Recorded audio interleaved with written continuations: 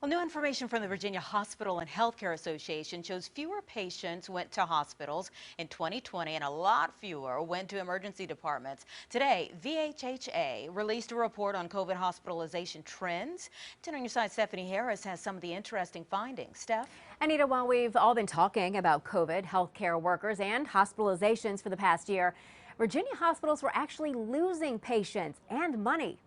A lot of money.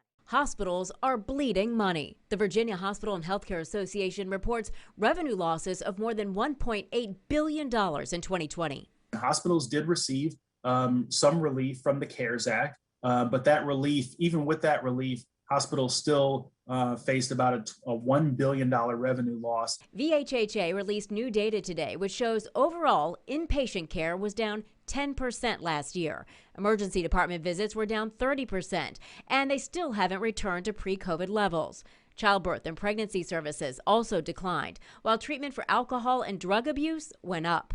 What none of us knows at this point is when things return to normal in a post-COVID world, what that normal looks like. This data may help them determine how to offer services in the future. I think it's too early to make those determinations, but this data can certainly help inform that evaluation process. Also revealed, a closer look at COVID patients who've been hospitalized. VHHA reports 50,000 people went to emergency departments for COVID.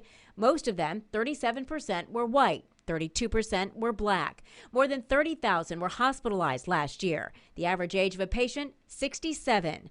45% were white, 28% were black, and most had a pre-existing condition like hypertension, diabetes, and/or obesity. More than half were sent home to recover, while among the 13% who died in the hospital last year, the average age was 74.